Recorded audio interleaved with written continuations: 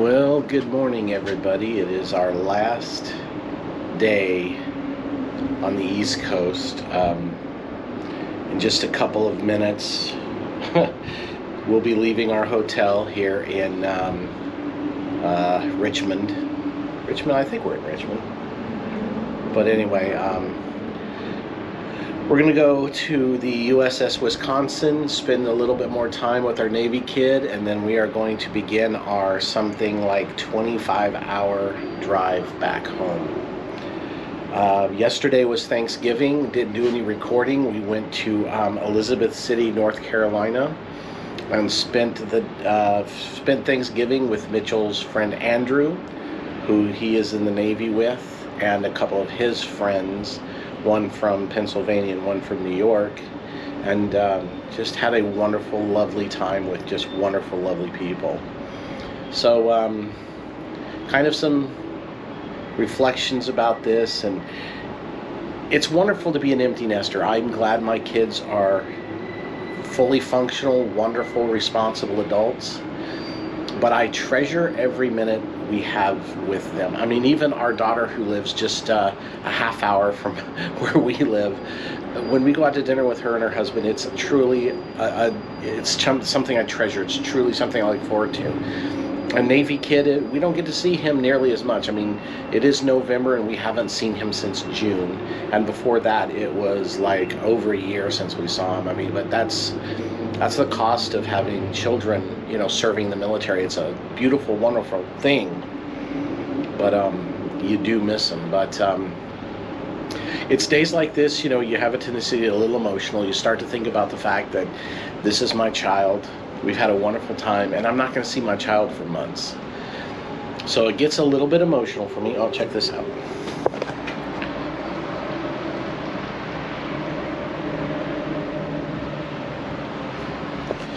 So it does get a little bit emotional for both Jenny and I, but nonetheless, we know that Mitch, Navy kid, going into the Navy was the best thing for him. And it's allowed us to go to Virginia. It's allowed us to go to Chicago. It's allowed us to go to Japan to see him. And his next stop will go there too. It's a wonderful thing, but it doesn't make those goodbyes any less difficult.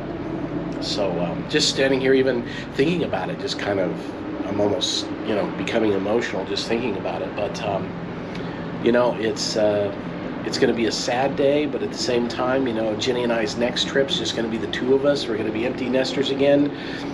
But this trip has left a lasting impression on me. Just Virginia, just in our hotel lobby having breakfast, spoke to a very wonderful woman named Mimi, and she just made she almost made the trip right there because she was just so wonderful to talk to and so friendly and inviting. So it's been a trip to remember, and it's made a lasting impression on me. Met some wonderful people, saw a part of the country I've never seen before. We visited Washington, D.C., and so now it's time to say our goodbyes and make our way home so we can resume our lives. So the next time you'll see me, I'll be on board the USS Wisconsin, but for now, here's what we see this morning when we first wake up.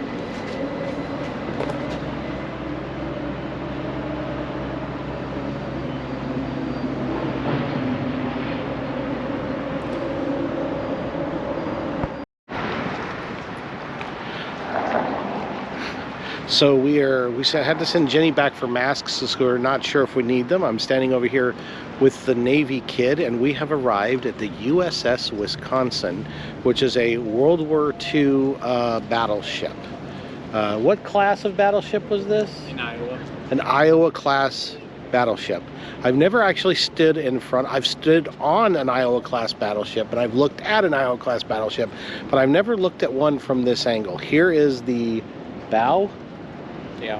Okay, Navy kid said this is the bow, which is the front, but this thing is enormous. Christmas tree. Yes, it's a little boat with a Christmas tree in front of a big, giant battleship. That's the first thing you noticed, was the little boat with the Christmas tree on it? Well, that was the first thing I noticed, but then But I saw the... no, it's not, because you mentioned the little boat with the Christmas tree on it first. Oh,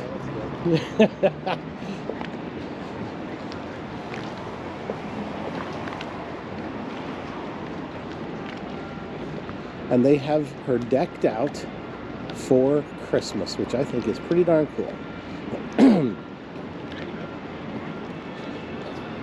It barely fits in the frame. Yeah, this thing is big.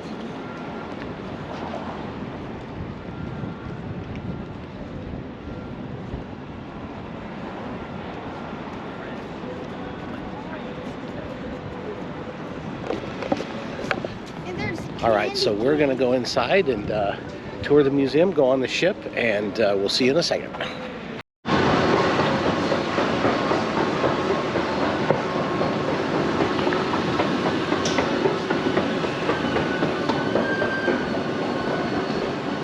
And here we're entering the Nauticus Museum, I think. I think that's what it's called.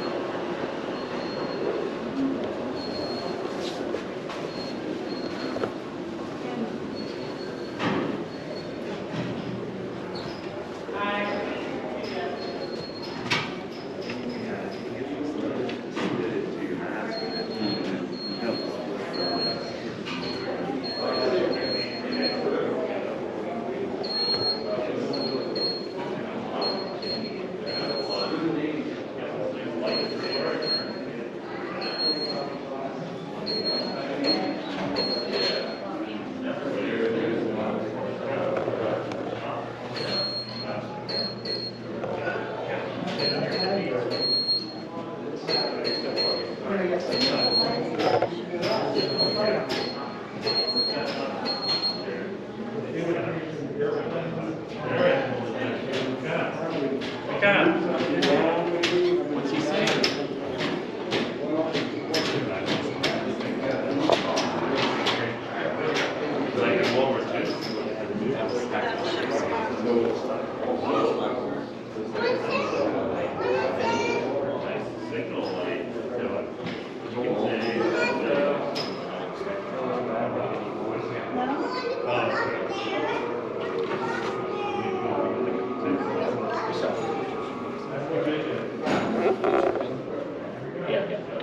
I think it's the same, yeah. That's you.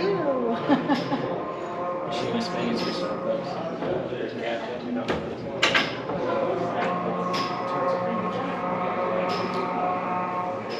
Turtle like cat. Yeah.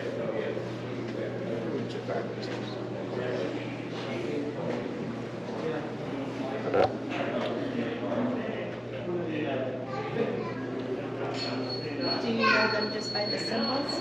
The rates just by the symbols?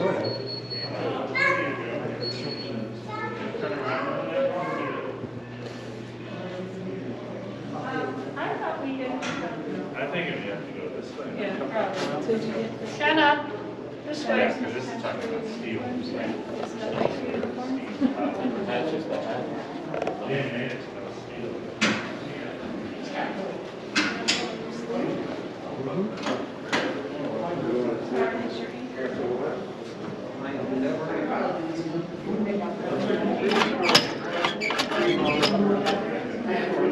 Okay, Jenny, that's what you have to do. Send me a message. With the signal? Yep. Say hi, hubby. Where's the H? So it'd be like that? Okay, that's an H apparently. That's an I. And then That's fine. H.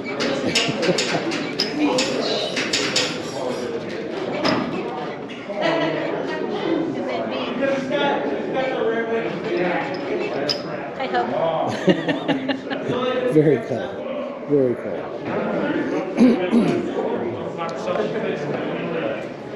Ooh.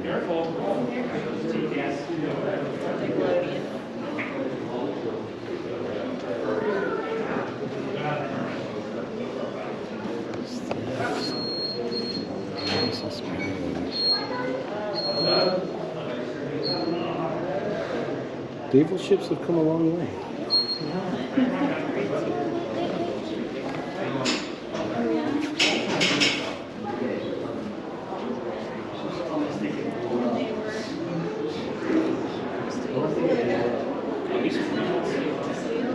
Oh, yeah, But you these still are- have, they got Well, those I'd say it's then here, it's constructed. I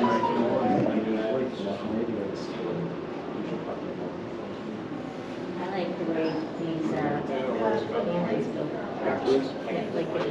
They got turrets so they can go out. Pretty Pull easy. out of the duck line. Those are for Jimmy.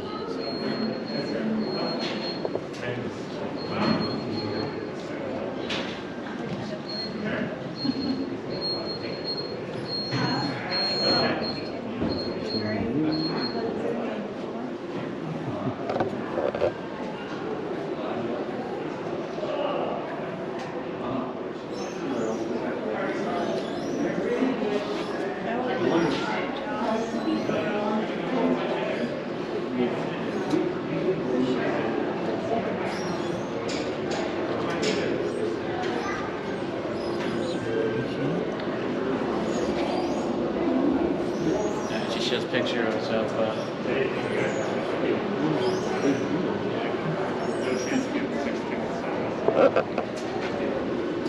Where that came from?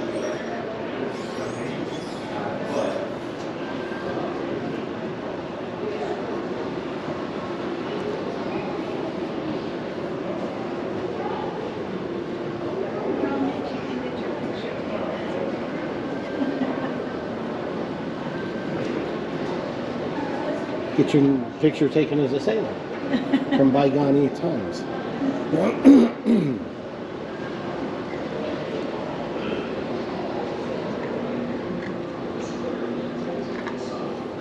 What's all this? Oh, look at this.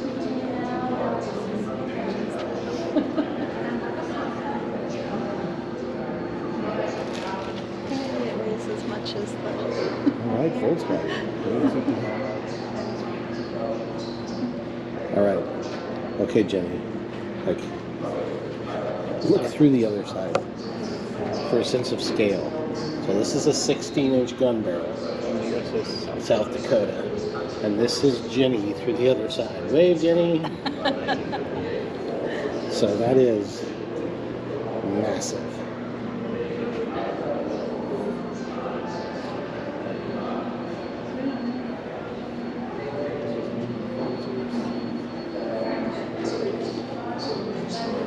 Oh, check this out.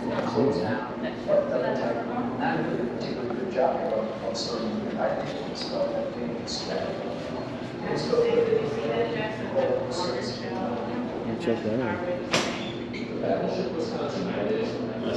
test points. Test plates to see what they can stand. Yeah, understood something.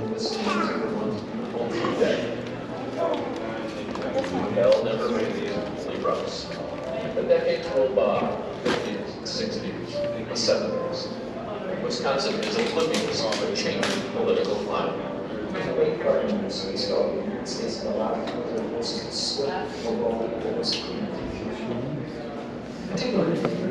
Number of ships have gone Probably that's a gunnery side of it. It's not until the Reagan military that the Navy started to think the unthinkable.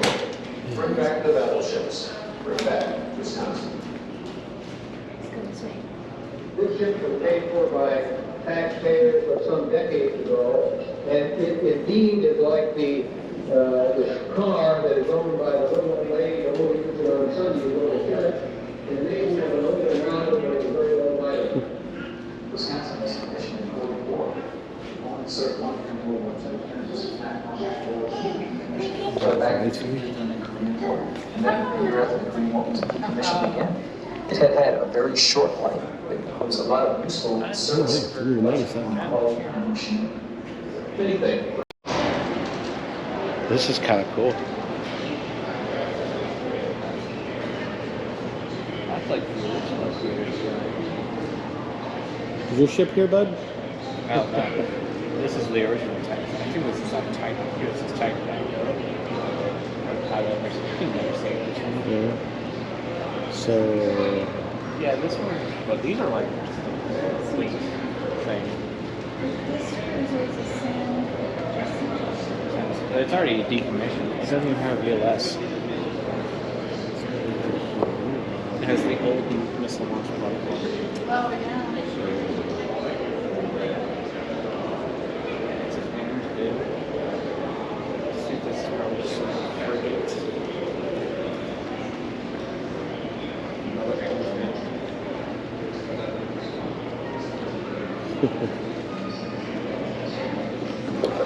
It's kind of cool, actually, kind of looking at all the ships through time, or modern Navy, or somewhat modern Navy.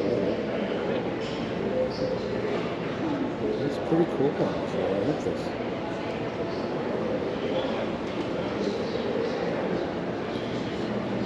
All right. Apparently that's the Penguin class. The Penguin class? Oh, Pegasus. Pegasus class, okay. Not Penguin. All right. All right, here we go. So every time I do this museum, every time I think we're done, we're not. This is actually part museum, part aquarium. Aquarium.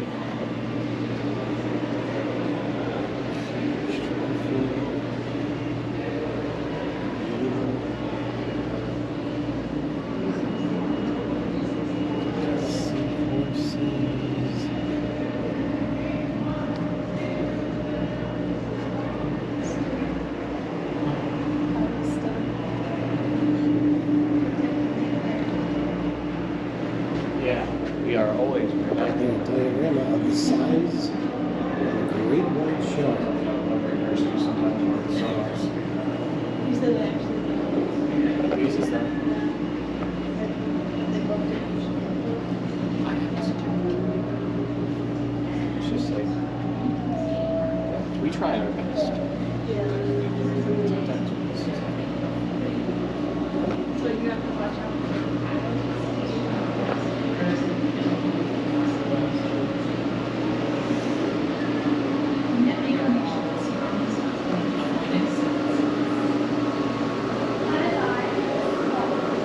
That's a spot. So that's like a ball size that's gonna scare away predators, make it look bigger than he actually is. And ward off his predators. Thank you. You're welcome. Hi. These are carpet sharks. Beautiful. Look at And you. the two types are the lighter one is the epaulet shark, and the two darker ones are white spotted bear. Beautiful. Very cool.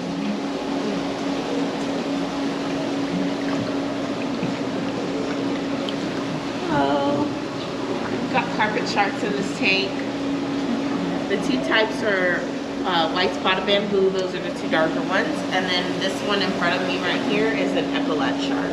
Almost blends in right to the bottom. Wow. Yeah.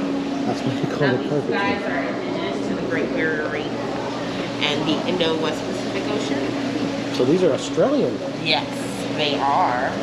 Oh. And they're really cool. The epaulet is known for that big spot right there on the side.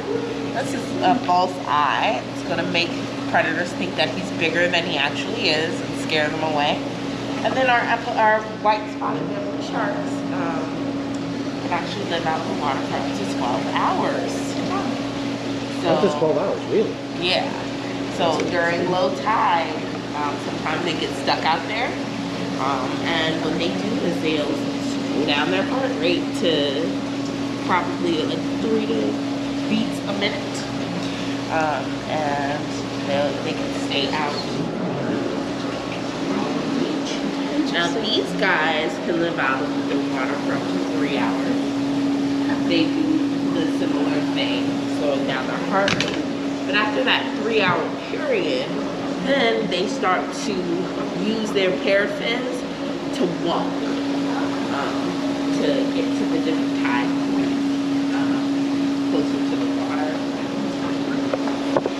So cool.